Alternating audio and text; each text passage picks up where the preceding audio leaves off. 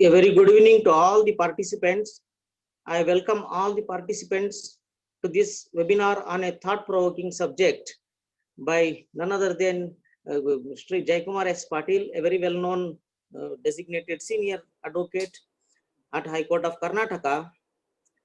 Now, before giving a brief introduction about learned senior advocate, I will just give a brief about myself. I am Rajendra Prasad, a practicing lawyer at High Court and trial courts at Bangalore for the last 22 years. I am a partner at A&M Global Law Firm, which is a full service commercial law firm having its office at Delhi, Bombay and Bangalore. Now, Sri Jaikumar S. Patil is a very well-known senior advocate in High Court of Karnataka. Of course, all the lawyers know him very well. But for the benefit of the participants from across the country and so also from overseas, I will just give a brief introduction about Sri Jaikumar Patil. He enrolled in the year 1974 as an advocate and joined the office of a very well-known senior advocate at then, Sri K.A. Swami, who is senior later on got elevated as a judge of the High Court of Karnataka in the year 1979, precisely 1st January 1979. Thereafter, he went on to become Chief Justice of the Madras High Court. Once upon the elevation of his senior on 1st January 1979, Sri Jaikumar S. Patil started his independent practice at High Court of Karnataka at Bangalore.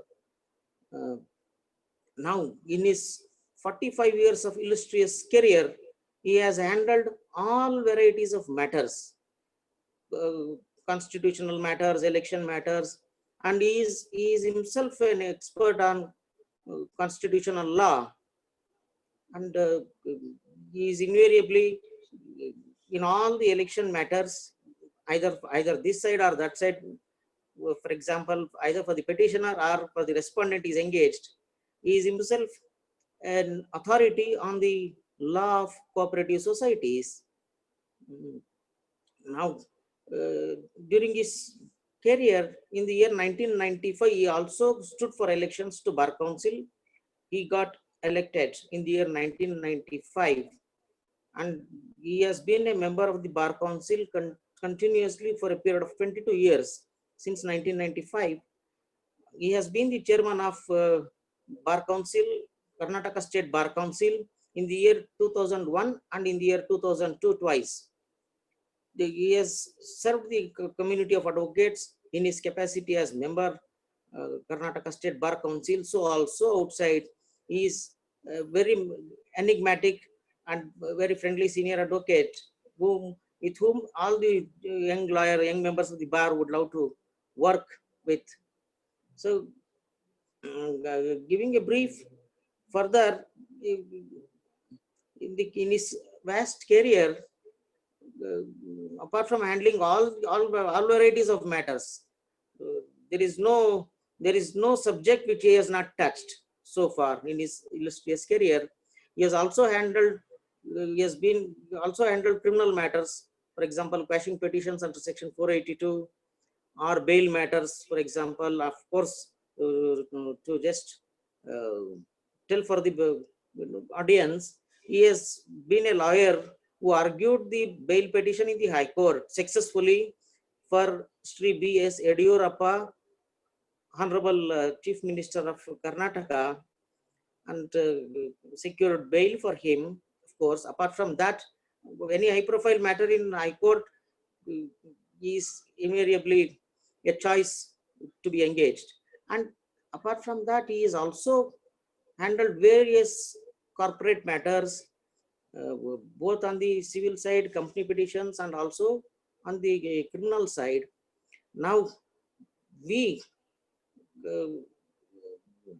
started this mission to impart knowledge from wisdom of various senior advocates to the benefit of young members of the bar, so also for the legal community in itself, including the judges.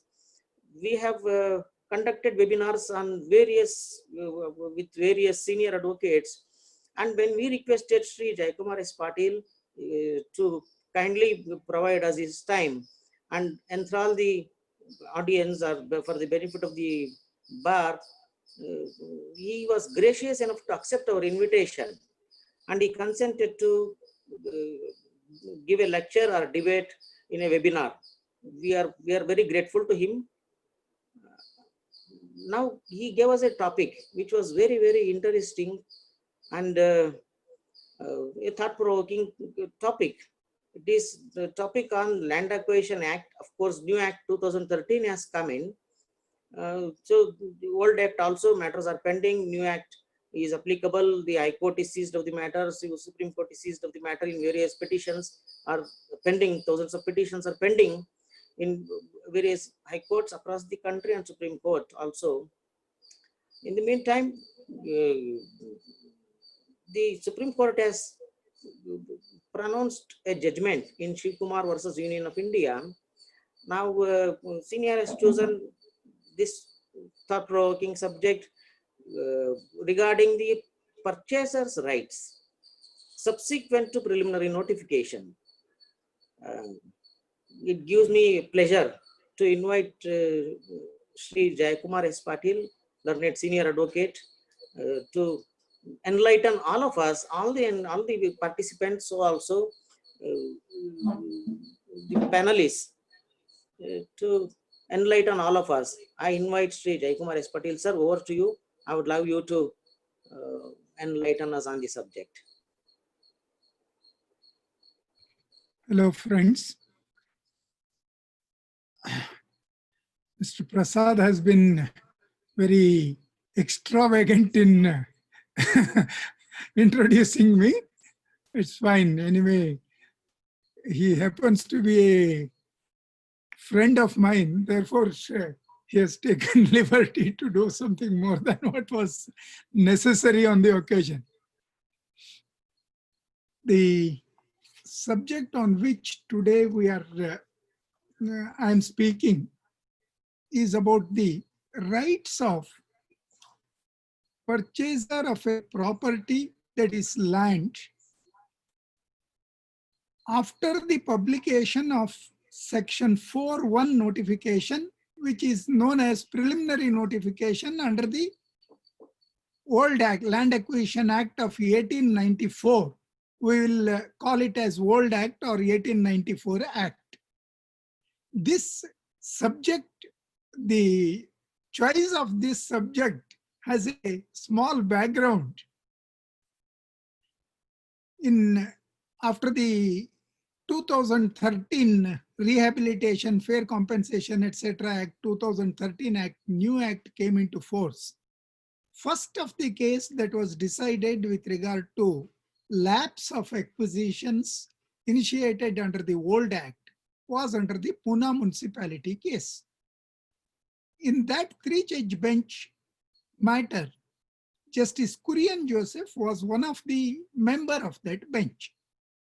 In that case, it was held that where amount is not deposited or actual possession is not taken, 5 years, and 5 years has lapsed prior to 2013, such acquisitions would lapse and certain consequences take place. That is Section 24(2) of the new Act.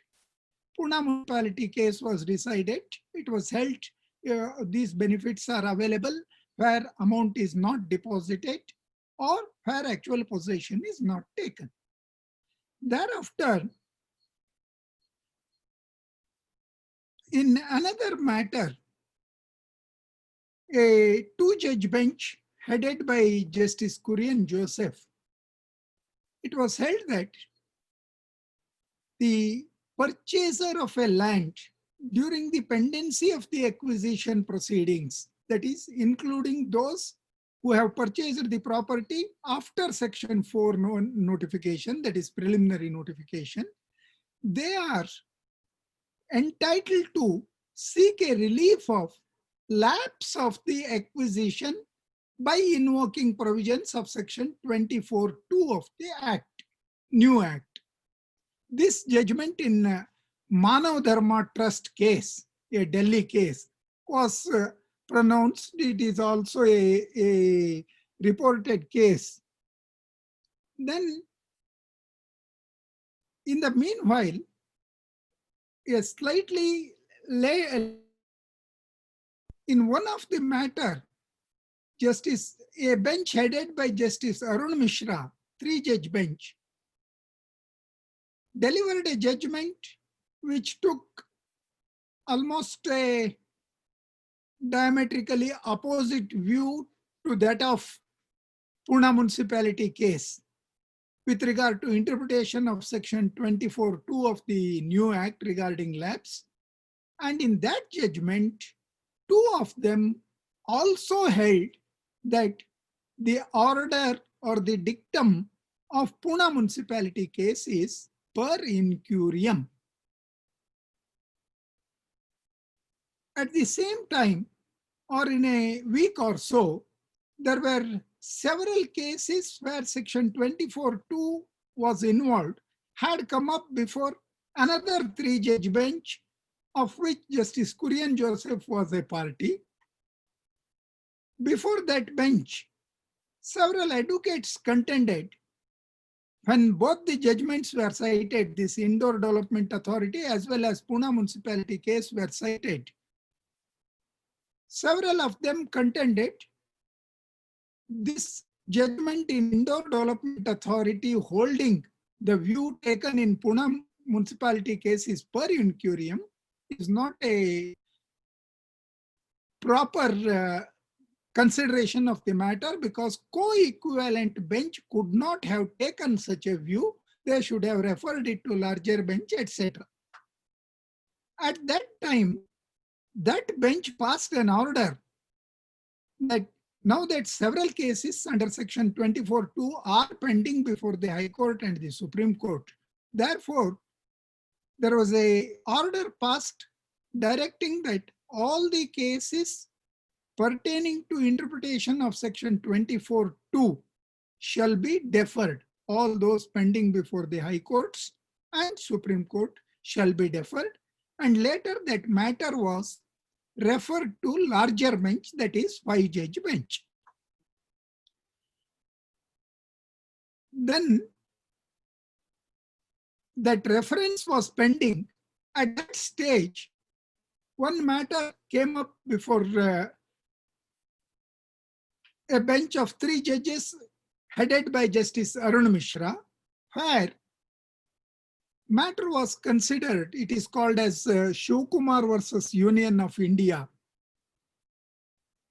It is said that the view taken in Manav Dharma Trust case is per incurium, it is overruled, and it is held that in view of several earlier decisions of during the period 1995 to 96, and which is followed by later judgments, one of that judgment being by a 3-judge bench. Therefore, the view that purchaser of a property after the issuing of preliminary notification, the sale in his favor is void. It is not binding on the state, it is not binding on the beneficiary, and such person has no right to challenge the validity of the acquisition proceedings, such as taking of possession, etc. The bench also said, in view of this long line of decisions, a contrary view taken in Manav Dharma case is a judicial impropriety, and therefore the judgment is per incurium. Court held that the benefit of section 24(2) cannot be invoked by a person who has purchased the property after the initiation of acquisition proceedings under the old Act. Thus,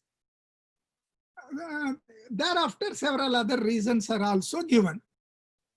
In the meanwhile, the matter which was referred to the 5-judge bench also came up before a 5-judge bench, which was headed by Justice Arun Mishra. There the advocates made an application requesting Justice Arun Mishra to recuse on the ground that it is his view in the Indore Development Authority case which is being reconsidered, and therefore it is fair that he should not be party to this. Justice Arun Mishra, by a very detailed order, refused to recuse. Thereafter, matter was heard.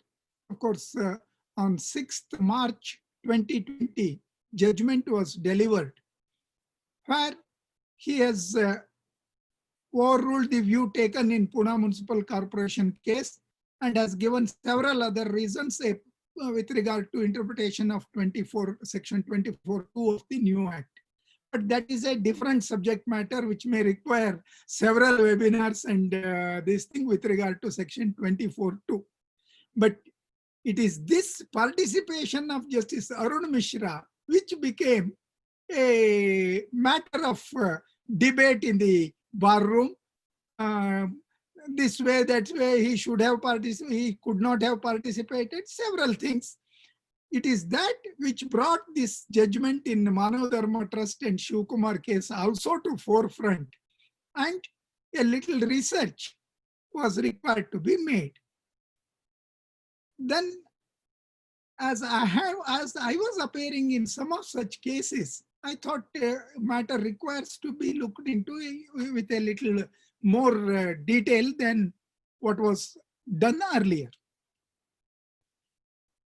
Now, in Manav Dharma case, what actually had happened was, in the High Court,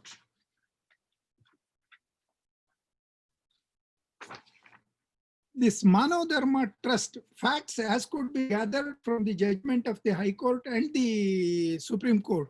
It is, this property belonged to one Gopal Sharma. It appears Manav Dharma Trust purchased the property after the acquisition proceedings were initiated. From the judgments, we don't get a date, but it is definite that it is purchased by Manav Dharma Trust later. In the High Court, matter was decided on factual aspects, stating that in view of section 24(2), as the taking of possession, physical possession is not there, therefore section 24(2) is applicable, petition was allowed. Matter was taken up to Supreme Court by the NCT Delhi government, on the where they mainly contended High Court could not have allowed this petition because this petition is filed by a subsequent purchaser. The relief sought in that petition was they had not challenged the validity of the acquisition proceedings regarding 4(1) notification or final notification, etc. The relief sought was specifically that these proceedings have lapsed in view of, by invoking section 24(2) of the new act on the ground that after the passing of the award, it has more than 5 years has lapsed. As the possession is not taken, the matter comes to an end, it is lapsed. In this case, the Supreme Court bench considered that the government on the appellant side, they cited all the judgments of from the period 1995 to 96, in which it was held that the purchasers don't have a right, sale is void, etc. All those judgments were cited. Court noticed those judgments, but court pointed out a different reasoning, saying challenge to acquisition is different from seeking lapse of acquisition.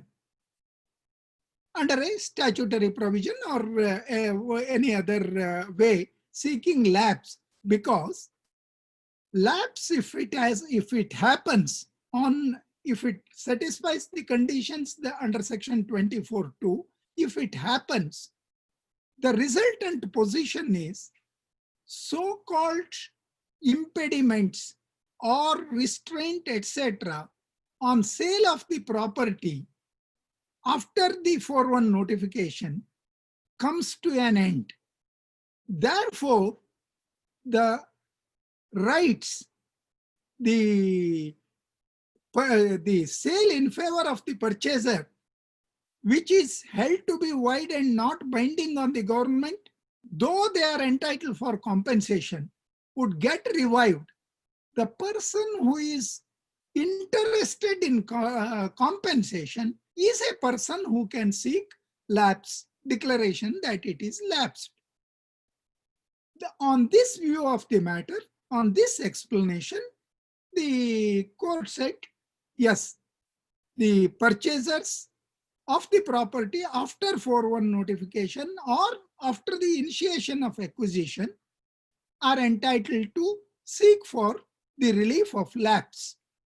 In so doing, actually, one of the judgments of the Karnataka High Court was also referred and approved. A view taken in the Karnataka High Court was referred and approved. Actually, the court held in these words, thus, on account of the lapse, the encumbrance created in favor of the state comes to an end. According to the appellants, the transfers were illegal and void for the reason that there was an impediment. Once that acquisition proceedings lapse, all impediments cease to exist.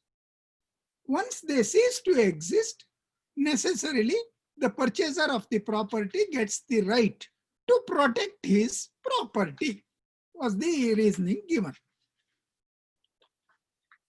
Then as I already said, matter came up for consideration in the case of Shivkumar and another versus Union of India, 2019, 10 SCC 229.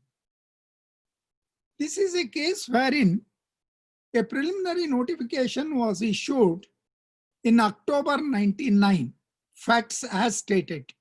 The final notification was issued in April 2000. Possession, according to the records, was taken on 12/5/2000.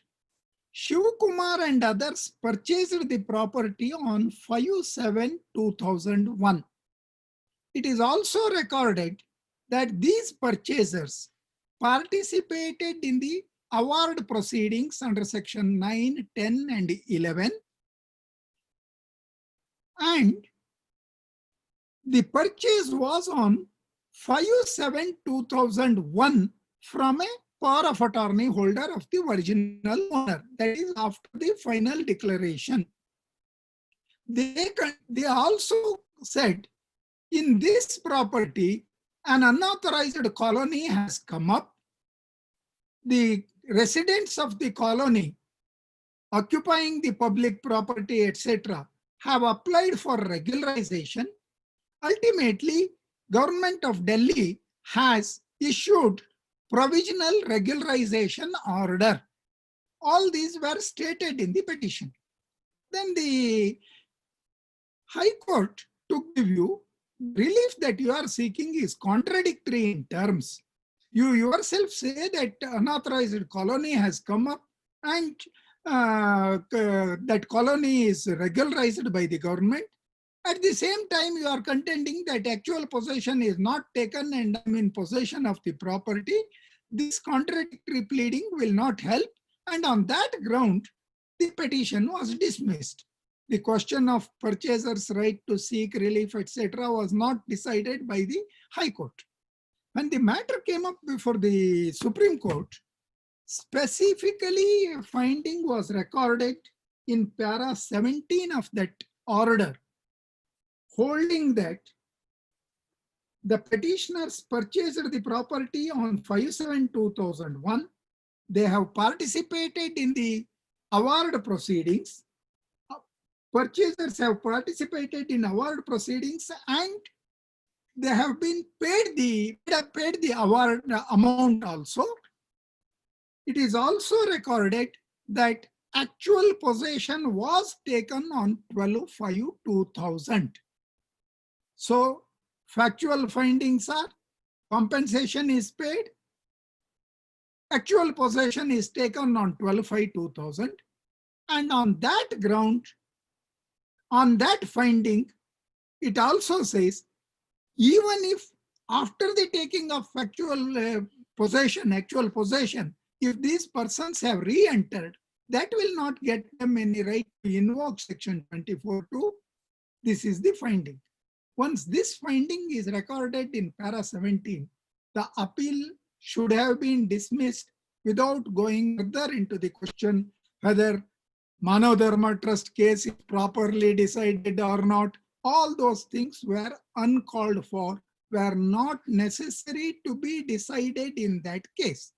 But court, as that contention was raised, court took up the matter. How it took up the matter is, it refers to earlier decisions saying sale is white. Let us, just for the purpose of clarification, we can just know what actually is the factual situation obtaining. As on that day, when the cases were decided, even in 1995-96, there were local enactments in Delhi, Rajasthan, and Karnataka, which at least all three I know of, called as Restriction on Transfer Acts. In those acts, actually, it is only after the final declaration that there is a prohibition for sale. That too, prohibition is without permission, there cannot be a sale. And there is an authority prescribed for permission, etc. But the court says sales are wide, relying on earlier judgment.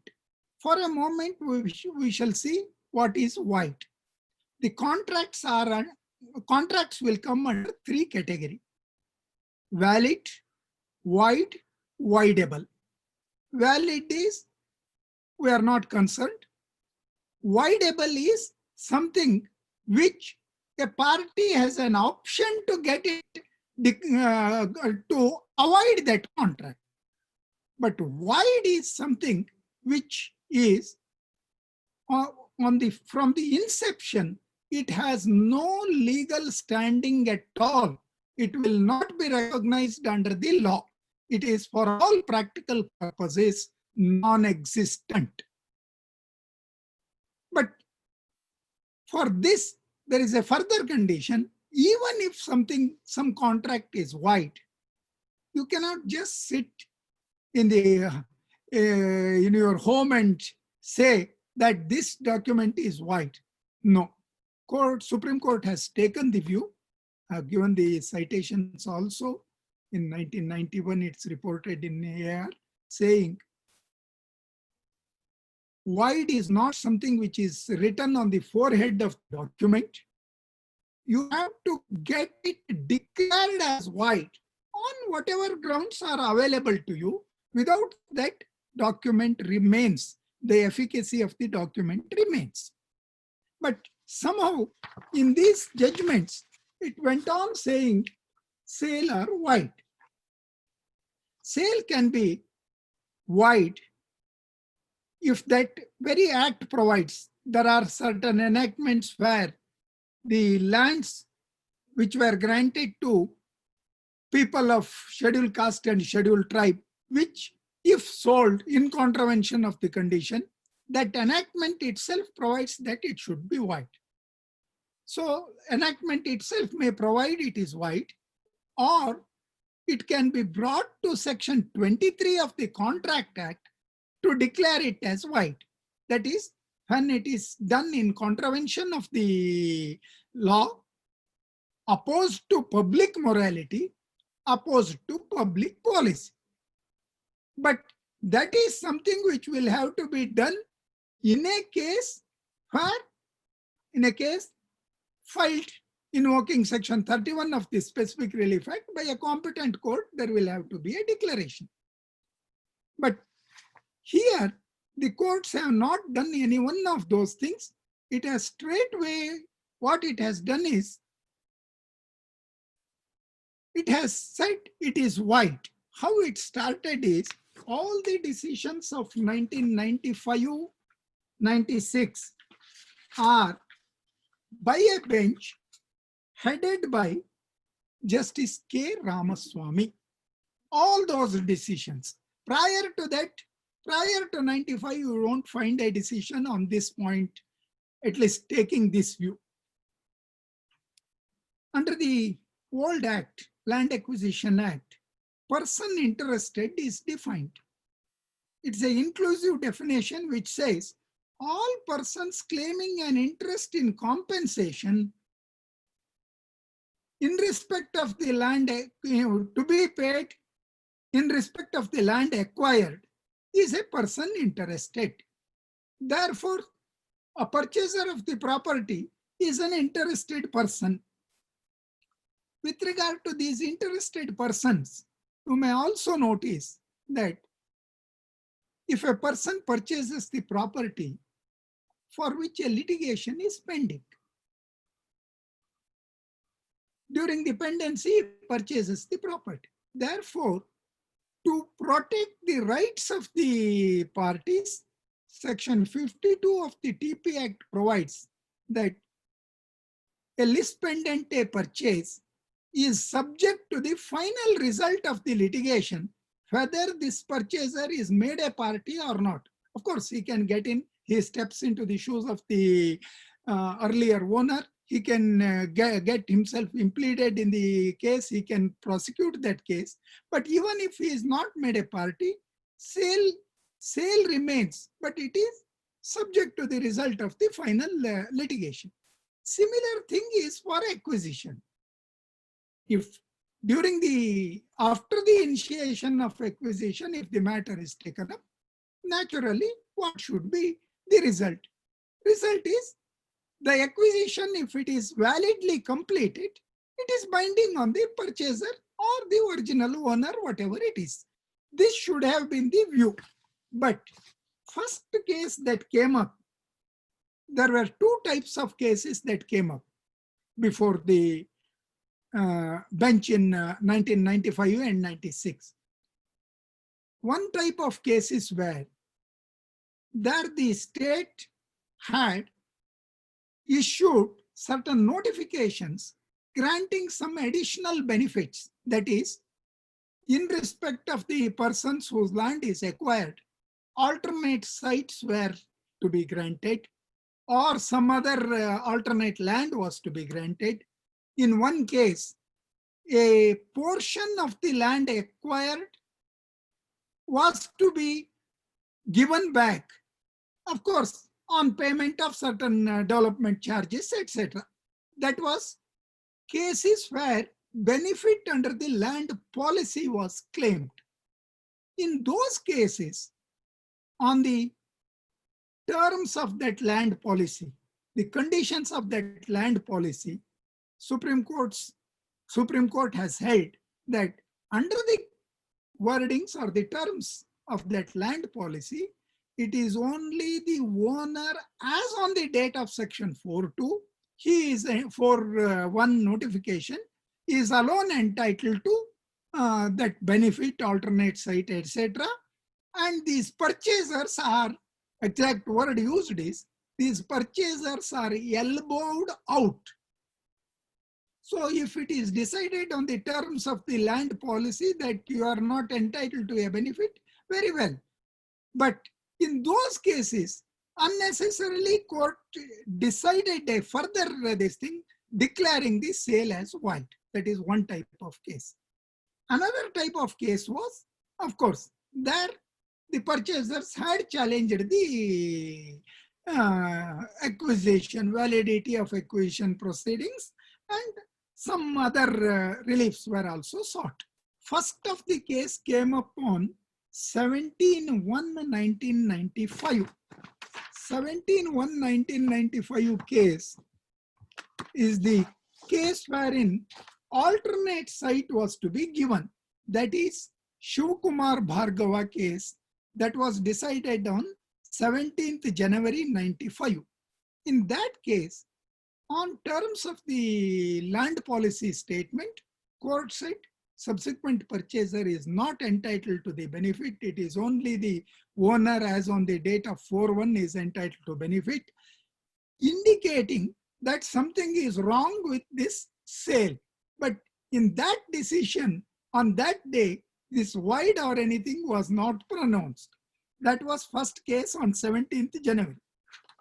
Then on the next day, 18th January 1995, another case came up before the bench headed by Justice K. Ramaswamy. All those cases of 95-96 are by Justice Ramaswamy. Gyan Chand versus Gopal. This was a case, interestingly, Gyan Chand entered into an agreement with Gopal for purchase of the property. In that agreement, he paid certain amount as earnest money. Then a condition was imposed. If the land is acquired for public purpose, the earnest money should be returned. But by that time, preliminary notification was already issued. According to the judgment, this fact was suppressed. While entering into agreement, it was not disclosed to the purchaser. Then a final notification was issued, land was acquired, forcing this Gyan Chand, the purchaser, to file a suit for return of that earnest money with the interest. Trial court decreed the suit saying, now that the land is acquired, you are not in a position to grant specific performance. Therefore, naturally, the amount is to be returned was the decree. Appellate court reversed it on the ground. You have not proved ready and willingness. You could have purchased before the issue of final declaration. You have not proved ready and willingness. On that ground, the appeal was allowed, suit was dismissed. High Court confirmed that appellate court finding. Matter came up before the Supreme Court. Supreme Court said, referring to section 32 of the 33 of the Contract Act, it's a contingent contract on happening of something. Here the acquisition is complete before sale deed could be executed. Therefore, the final result of the agreement, that is specific performance, is frustrated. Ready and willingness question will not arise at all in such a case. Therefore, earnest money is to be given back with interest. While saying so, in a very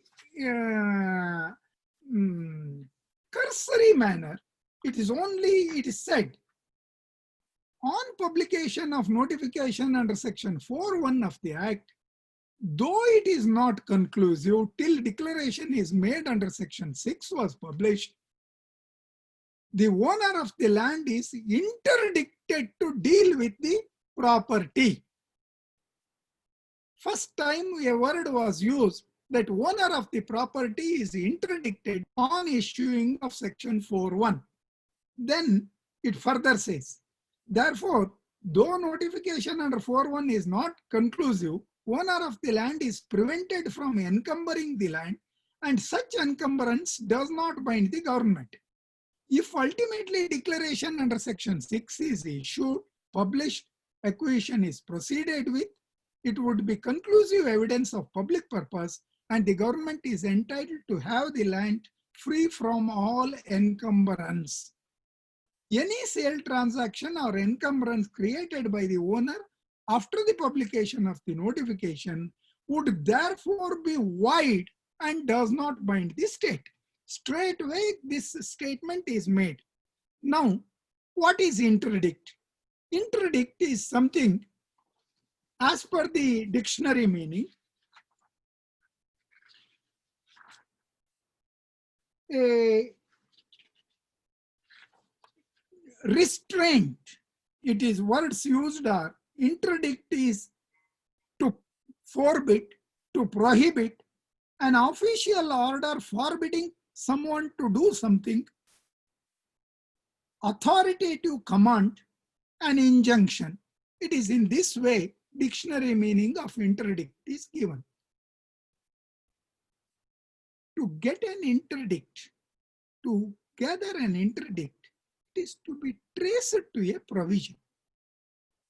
Without a provision, on issuing 4(1) there is an interdict, thereby putting clog on owner's right, is something which is not permissible, but court has said interdict.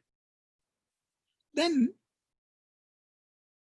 this interdict is taken to the next level, saying there is an interdict, so you are prohibited from selling. Now that you have sold, it becomes void. If the interdict cannot be inferred without a statutory backing, the next reasoning that it becomes void has no legs to stand. So this is the first case wherein this void declaration was made straightway without reference to any statutory provision, Contract Act, TP Act, or Land Acquisition Act of 1894. Then the next case was on 1/11/1995. That is Yadunandan Garg versus State of UP. This again was a case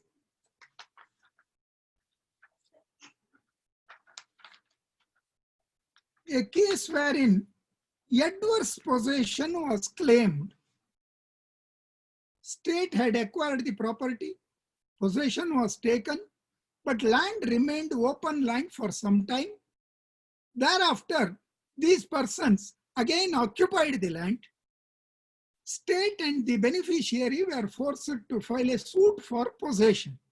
They filed a suit for possession in which the erstwhile owners or the purchasers took up the contention that they have perfected their title by adverse possession.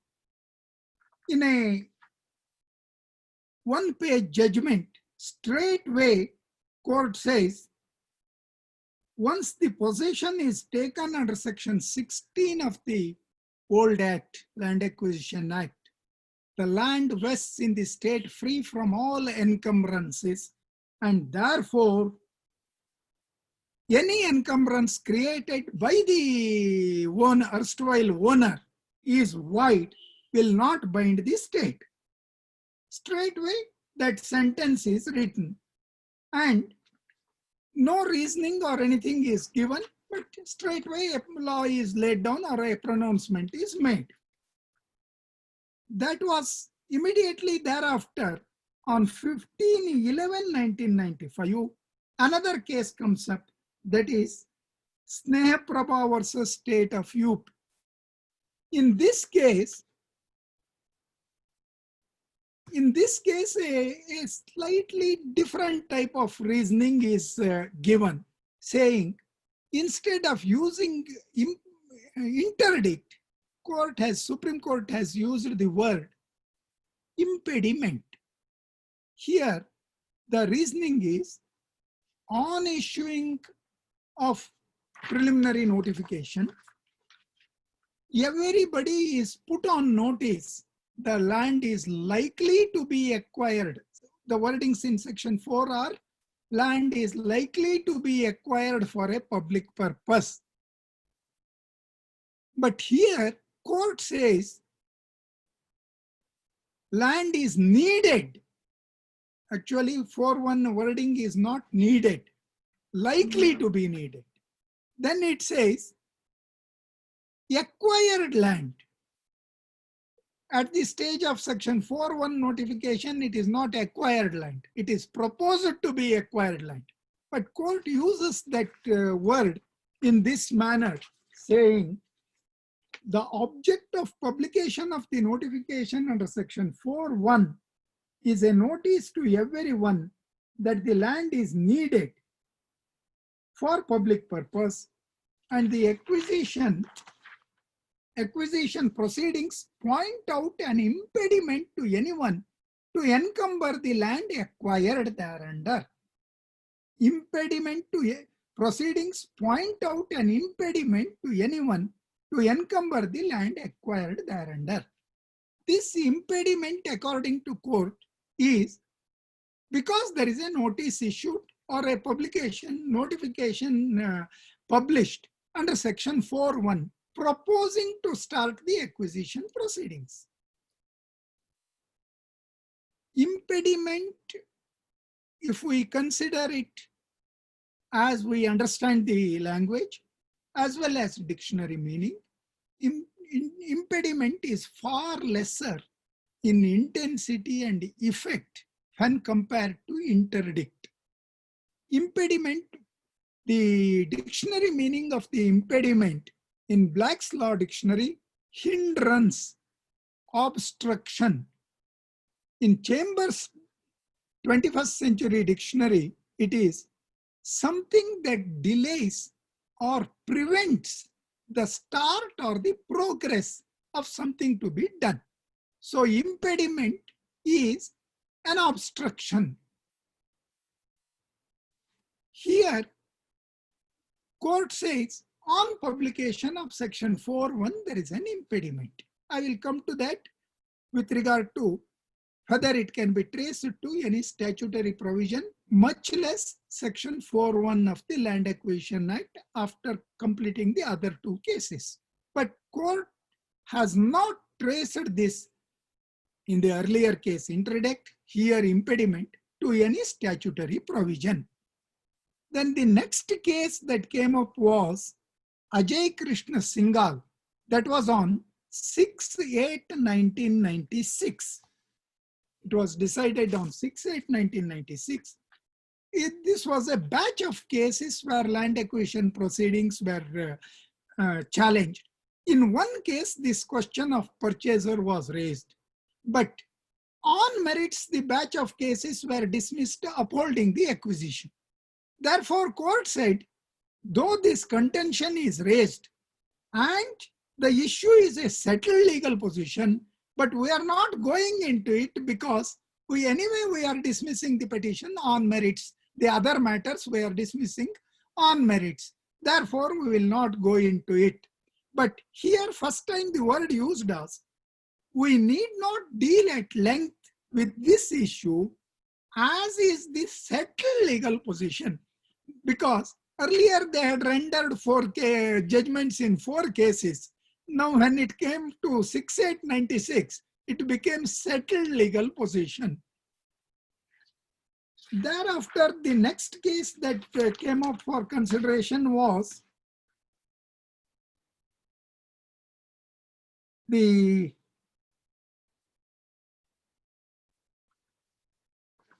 after Sneha Prabha, the next case that came up was UP Jal Nigam. This is one case which is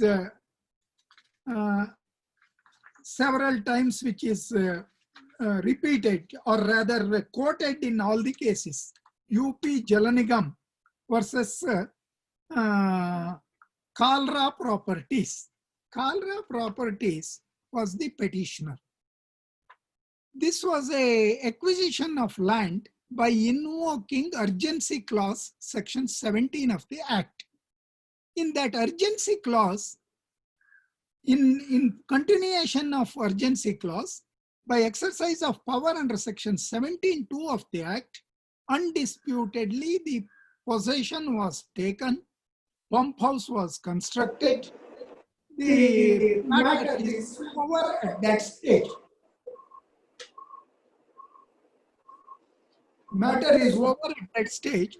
Then the award was not passed. Somehow they had forgotten to pass the award, which has resulted in the Kalra Properties purchasing the property after the acquisition proceedings, they filed a case saying, now at the time when urgent preliminary notification was issued, possession was taken, etc., it was prior to 1984. So Land Acquisition Old Act was amended by Act 68 of 84, where Section 11A was inserted saying, if the award is not passed within 2 years from the date of publication of the final notification, the acquisition should lapse. Kalra Properties filed a writ petition saying, admittedly, award is not passed after the final notification. Now that section is amended, Section 11A has come into force. Please treat this as an acquisition as on today and pay the compensation on today's market rate, was the petition.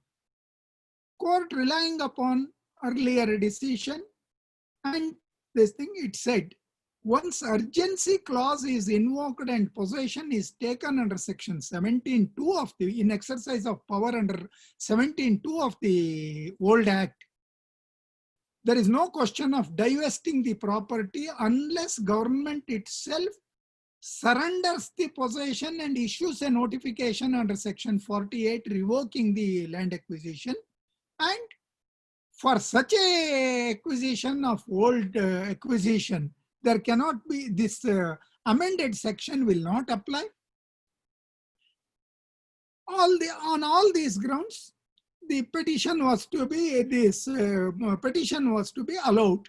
Court proceeds to hold that the compensation is to be paid at what rate determines the compensation also. But at this stage, courts the earlier decisions of Sneha Prabha, etc., and holds it is settled law that after the notification under Section 4.1 is published in the Gazette, any encumbrance created by the owner does not bind the government and the beneficiary.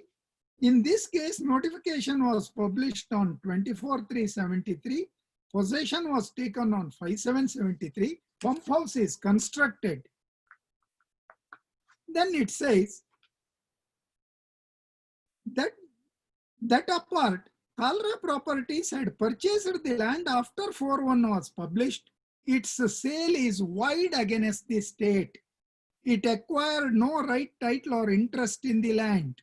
Consequently, it is settled law that it cannot challenge the validity of the acquisition proceedings.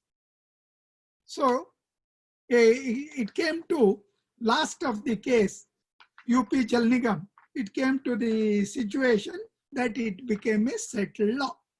Of course, thereafter there was another case, Star Wire Limited versus State of Haryana, where the High Court had dismissed the case on the ground of delay and laches. But again, in this case, referring to the earlier judgments, a straightway statement is made that on taking possession, everything is washed off. It is the purchaser of the property, sale is void, he has no rights, etc. is the order. Briefly, after these judgments, matter did not come up directly before the Supreme Court and other matters, but in several other matters from 2008 onwards, there are 5 cases from 2008 onwards. Meera Sahani, in that case, a 2-judge bench said, in view of the long line of decisions of 95-96, the sale after 4.1 is void. Then matter came up in 2012, V. Chandrasekharan versus administrative officer. There again, the court said it is settled legal position. Then 2013, Rajasthan State versus Subhash Sindhi Housing Society, court said ultimately in 2015, in the case of M. Venkatesh versus Commissioner BDA, a 3-judge bench matter came up. There the court said it is fairly well settled. So in all later cases after 96, what is used is all those judgments, one or the other is cited, and it is said, in all the aforementioned cases, it is stated that in view of long line of cases, including UP, Jalanigam, etc., it is fairly well settled and it is settled law. So this was the position, the matter, when the matter came up before this. Now, three things are to be noted, disassociating ourselves from the facts of all these cases. Section 4.1, preliminary notification, proposed likely to be needed. 4.2 says the authorities can, for the purpose of soil testing, etc., enter the land and find out whether it is suitable for the purpose for which it is proposed to be acquired. Under section 4.1, nowhere any provision is made that owner hereafter shall not encumber, prohibited from selling, etc. Under the old act, there are two other sections where something is specifically said about preliminary notification. That is section 11. When the compensation is to be determined, section 11 specifically provides that market value of the property is to be determined with reference to the date of preliminary notification under section 4.1, a specific provision. Then after the possession is taken, there is a reference under section 18, matter goes to court. Section 24 comes into play. Section 24 is factors to be ignored in determining the compensation. There, one of the item, seventh item, is the outlay, disposal, or improvements made of the acquired land after issuance of 4.1 notification to be ignored for the purpose of determining the compensation. Whenever something was to be done with reference to 4.1, a specific provision is made. But as regards the sale or any interdict, impediment on the rights of the owner to enjoy his property, to exercise his right of ownership, lease, mortgage, etc., there is no provision made. Interestingly, in the new act, instead of section 4, it is now section 11, under which the preliminary notification is issued. Here, under subsection 4 of section 11, a specific provision is made that owner of the property during the subsistence of the preliminary notification on issuing notification under section 11.1 shall not transact any, there shall not be any transaction like sale, etc. A specific prohibition is introduced. Such a prohibition is not there under 4, under the earlier, under the old act. In spite of this, the statement is made that the acquisition is white.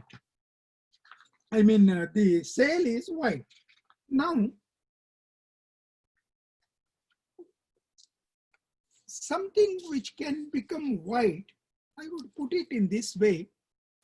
As I already stated earlier, this document or a transaction becomes white if the enactment provides a sale deed on being duly executed and registered in respect of an immovable property, the transfer of title takes place immediately. The transfer of right, title, and interest of the earlier owner is not deferred by any reason unless contract itself provides so. Therefore, unless a statute or the contract provides, the transfer of title is not over. Is immediately transfer of title happens. In all the judgments of 95 and 96, though court uses the word such sale or white, it says at best he is entitled to compensation. and whatever rights are granted under the statute. Now, if at all it is to be considered as reasoning, two types of reasoning is given. First reasoning is interdict impediment, which I already explained. Second reasoning is on publication of final notification, property vests free from encumbrance. Therefore, sale is void. Vesting happens on taking possession. It vests in the government without any encumbrance, free from encumbrance. No dispute about it, whether it is with the original owner or it is with the purchaser. It is a vesting free from encumbrance, but vesting happens on the date of taking possession. It is not with effect from 4/1. Here, kindly think of a situation. A notification is issued in 1991. For 10 years, no further proceeding is taken. Section 4/1 notification, no further proceeding is taken. Someone purchases the property in 2000 after 10 years. Thereafter, he cannot challenge that preliminary notification saying there is a long delay, therefore it has lost its efficacy, etc. Because according to the order, subsequent purchaser legal position as per the decision, subsequent purchaser cannot challenge it. And the original owner cannot challenge it because he has no subsisting interest. Suppose award is passed after 20 years. Brazenly, outright a mala fide acquisition or outright contravention of law. Still, if the property is sold by the original owner, all these brazen illegal acts get validated because the owner cannot challenge it, he has no subsisting interest. Purchaser cannot challenge it because the judgment says so. Now, what is that contravention of public purpose? Acquisition, state can do it. Article 300A says property right cannot be deprived without due course. Let us not use the word due process, we will say by law, except by law. Law is interpreted as enacted legislation. If the enacted legislation provides for acquisition, very well. In that statute, no right is given to the erstwhile owner or to the purchaser to challenge the acquisition. That gives a right to claim compensation, that gives a right to seek a reference, etc. Challenge to acquisition is a public law remedy, judicial review, an inherent fundamental right. Now, if the acquisition is done strictly following the procedure as prescribed under the old act or the new act, whatever it is, whether it is challenged by the original owner or by the subsequent purchaser, it is a challenge. Court will uphold the acquisition. The ultimate result is land vests the state, whether it is with the possession is with the original owner or with the subsequent purchaser. But to say that you cannot challenge is like denying the right to question the executive action on the ground that you have not done it as per law. If the purchaser, the challenge to the acquisition by the purchaser is considered as opposite to public policy, I would respectfully submit it is not that right to challenge is opposite to public policy. The denial of right to challenge is directly opposite to public policy because judicial review and approaching the court challenging the action of the executive is a fundamental right available to the parties under the Constitution by invoking Article 226. Therefore, nowhere they can bring it under contravention of public policy. They cannot bring it under public morality, contravention of public morality, opposite to public morality. If they cannot bring it under prohibition of law, because under the Old Act, there is no prohibition of law. Therefore, what has been done is a restraint is inferred, brought in by the court without there being any statutory support from any law, and sale are declared as void in the judgments from 95-96, which are cited and followed without giving any fresh reasoning. Straightway they are followed saying long line of decisions are there.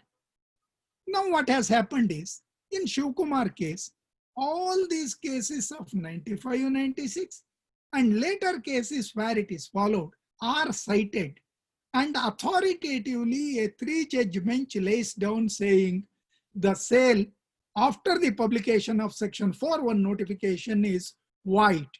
So the purchaser's rights are now sealed as far as challenge to acquisition. It is gone.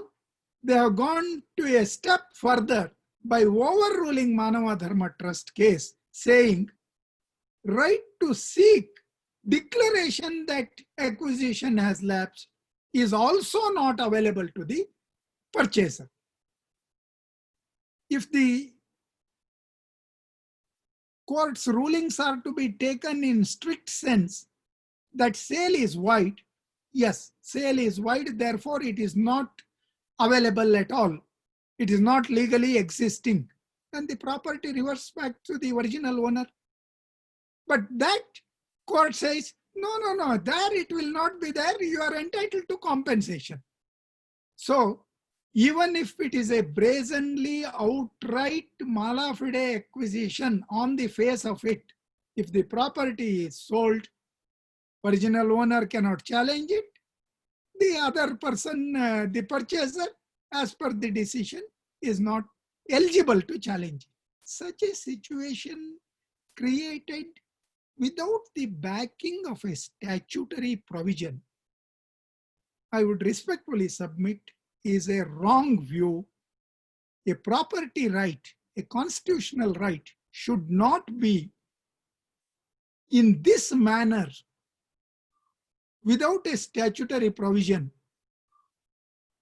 By court judgment, a general judgment that on issue of 4(1) notification, you don't have a right to sell, the sale is void, is not a correct view. This view requires to be reconsidered by a larger bench, and this reconsideration, I would submit, is required to be done at the earliest possible time. For the reason why I am saying this is, there are several cases where for an acquisition under different local enactments, where award is not passed or award is sought to be passed after 20 years. The matter is challenged. Courts have taken the view unreasonable delay has resulted in abandonment of the acquisition, or unreasonable delay by efflux of time has resulted in acquisition, lapsing of the acquisition. That lapsing can be challenged. Such a declaration can be granted at the instance of the subsequent purchaser. These are the judgments. Now, those matters are pending either in writ appeal or before the Supreme Court.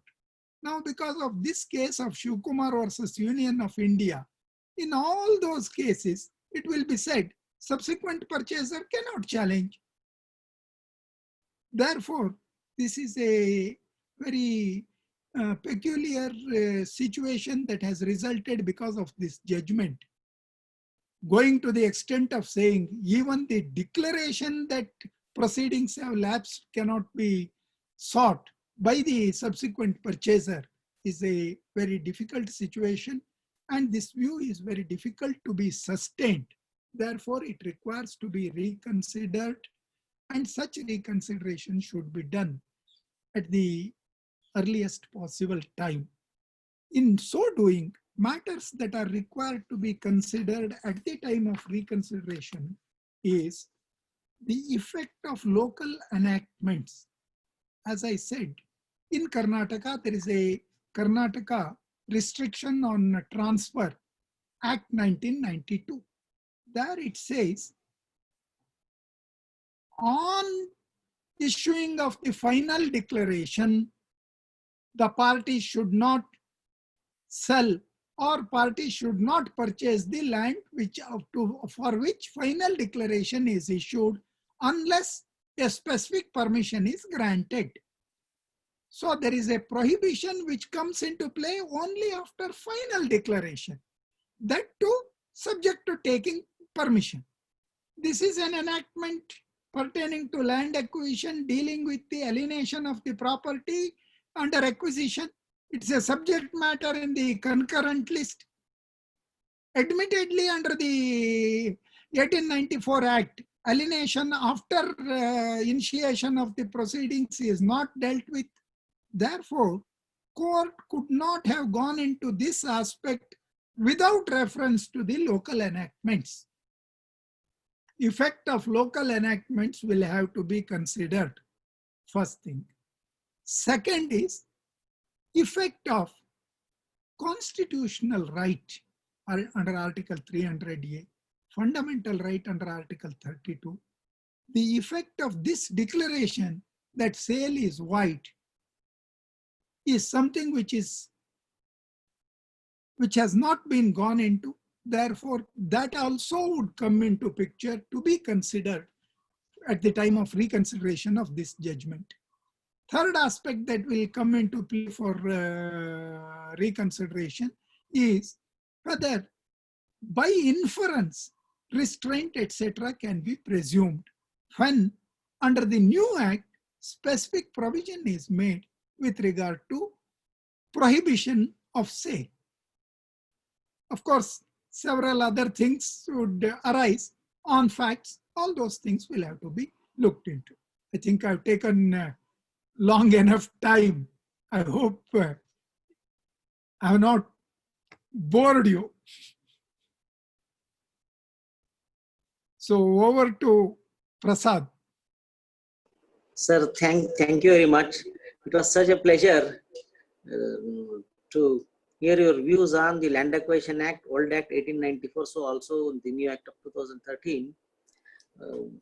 It was mind-blowing, in fact. Honestly, from my side, I think the participants also would have benefited right from all the judgments dealing with acquisition, preliminary notification, final notification, section 4.1, etc.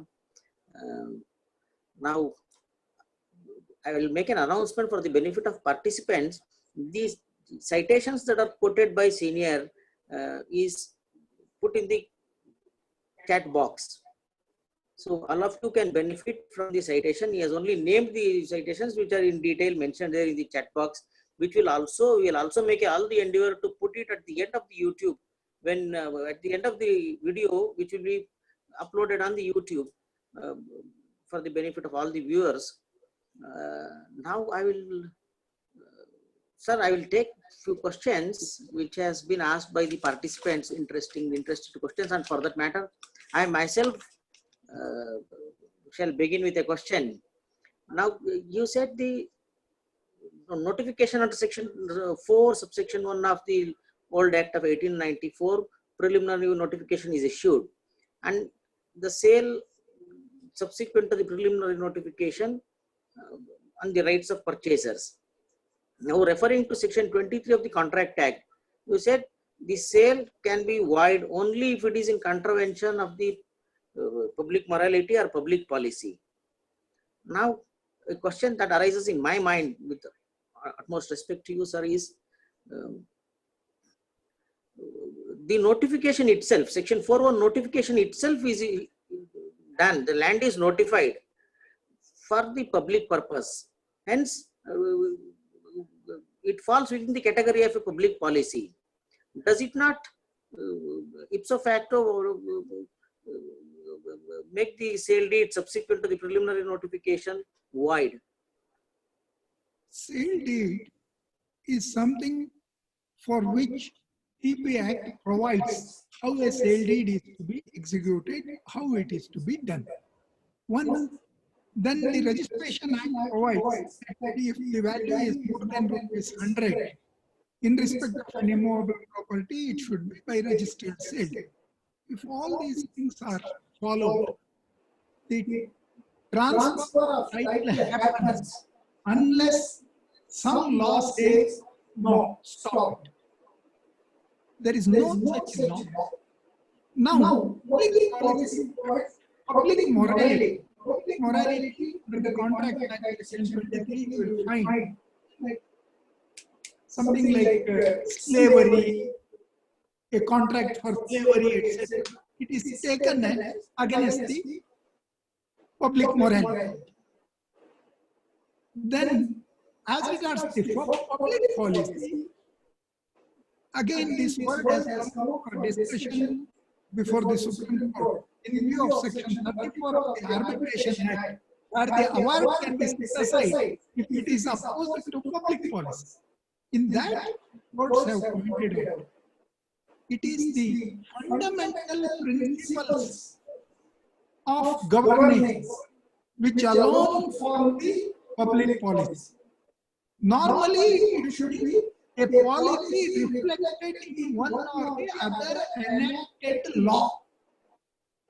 If it is against the purpose of the law, then it is loosely we shall say it is against public policy. Challenge to acquisition is not that land should not be acquired. Challenge to acquisition is it is not acquired in the manner in which it is required to be acquired.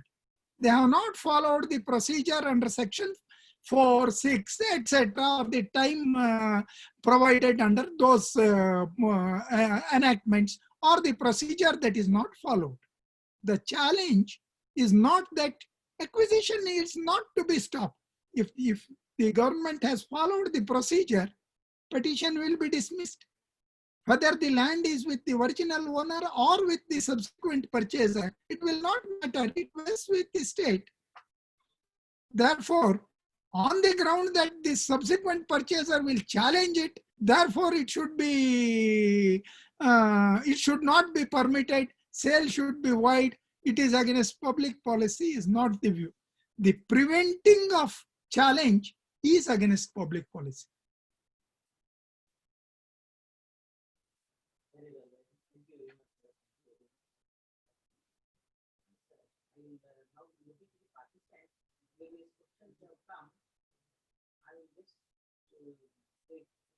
Relevant questions.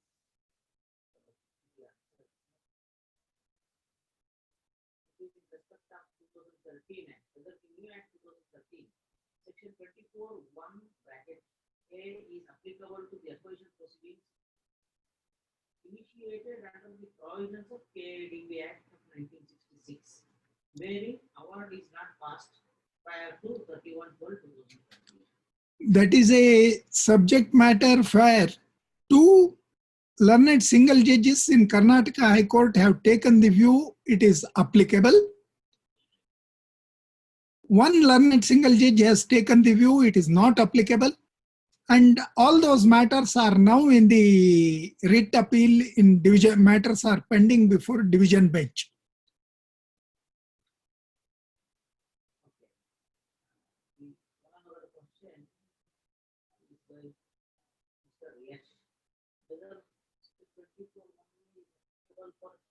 Is applicable under the new Act 24(1)A is applicable for determination of compensation. What is the date of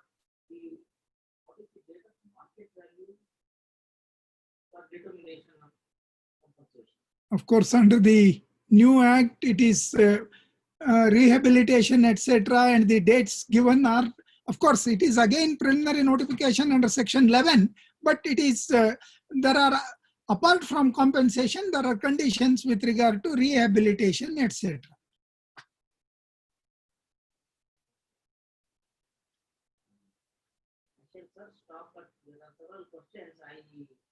hope you have exhaustively covered our on the subject and answered the questions. Because of the paucity of time, I shall bring the webinar to an end. Now, before gratitude, on behalf of myself, and so also on behalf of all the panelists, participants, and so also on behalf of ANM Global, thank you for this enlightened debate or lecture on the subject of land acquisition concerning billing of notification and the purchaser's rights. I thank you once again. Thank you. Thank you all. You heard me? Thank you.